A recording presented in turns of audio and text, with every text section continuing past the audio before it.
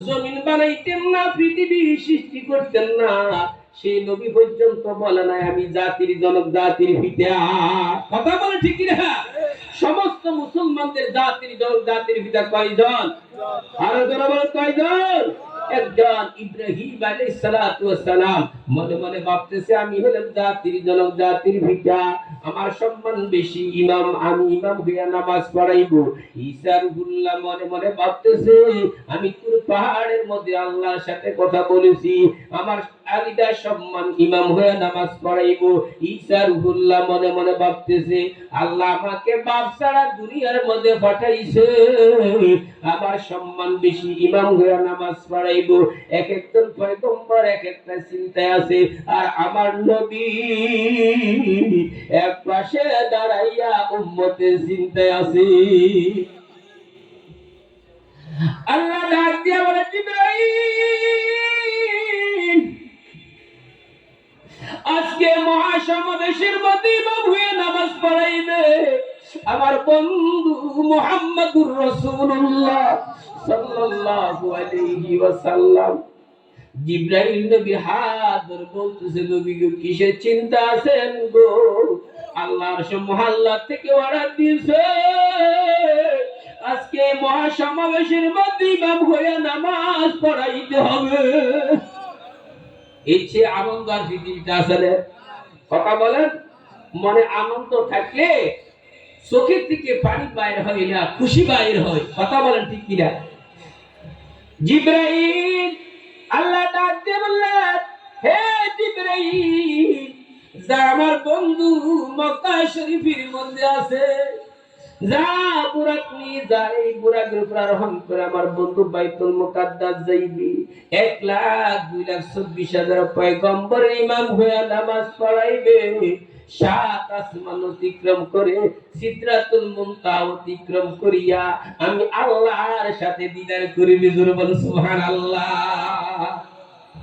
বৈজ্ঞানিকরা কোটি কোটি হাজার হাজার ডলার খরচ করে রকেট বানাইছে, সে রকেট দিয়ে চাঁদের দেশ পর্যন্ত গেছে, এর উপরে যাইতে কিয়ামত পর্যন্ত পারবে না। আমার নবী 7 আসমান অতিক্রম করে সিদরাতুল মুনতাহা অতিক্রম করে ডাইরেক্ট আল্লাহর কাছে গিয়ে সাক্ষাৎ করেছেন, দিদার করেছেন, জান্নাত, জাহান্নাম, আরশ, কুরসি, লৌহ কলম সবকিছু দেখেছেন। জোরে বলো সুবহানাল্লাহ।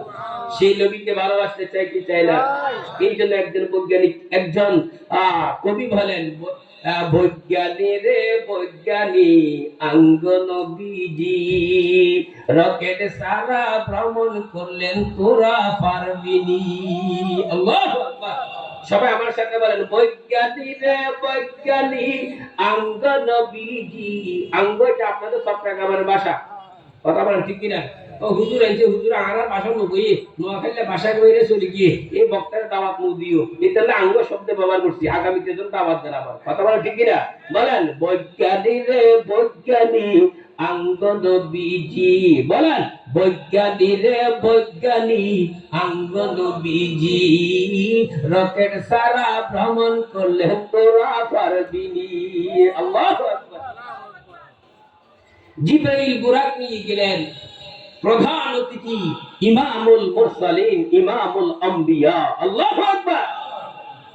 আল্লাহ নবী মক্কা শরীফের ঘরের মধ্যে নামাজ পড়ছেন, জিবরাইল বুরাক নিয়ে গেলেন, নবী মক্কা শরীফের দরজায় দাঁড়ানো।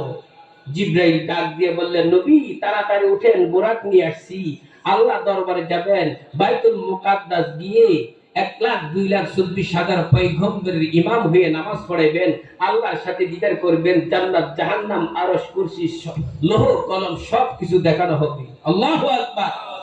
নবী বুরাকের উপর উঠেন না, দুই চোখের পানি ফেলে কাঁদতেছে। নবী বুরাকের উপর উঠে না, মক্কা শরীফের দরজা দাঁড়িয়ে দাঁড়িয়ে কান্দে। আল্লাহ ডাক দিয়া বলে জিবরাইল আজকে তো আনন্দের দিন, খুশির দিন, আমার বন্ধু কেন কাঁদতেছে? মনে যখন আনন্দ থাকে চোখের মধ্যে পানি আসে না, আমার বন্ধুর অন্তরে কিসের ব্যথা রে, কিসের দুঃখ? আমার বন্ধু কেন কাঁদতেছে? জিব্রাইল ডাক দিয়া বলল, জিব্রাইল ডাক দিয়া বললেন, ও নবী, আজকে তো আনন্দের দিন, খুশির দিন। বুড়া বুড়ার অন্তর বাইতুল মুকাদ্দাস যাইবেন। 1,02,24,000 পয়গম্বরের ইমাম হয়ে নামাজ পড়াইবেন, আল্লাহর সাথে দিদার করবেন। এর চেয়ে বড় নেয়ামত তো আর কিছু হইতে পারে না। কথা বলেন ঠিক কিনা? সাক্ষাৎ করা সবচেয়ে বড় নিয়ামত। ছেলে বিদেশে থেকে টাকা পাঠায়, মাসে মাসে হাজার হাজার টাকা পাঠায়। ঈদের দিন, কুরবানের দিন মা বাবা যখন ছেলের সাথে কথা বলে, তখন মা কান্দে। কান্দে কি?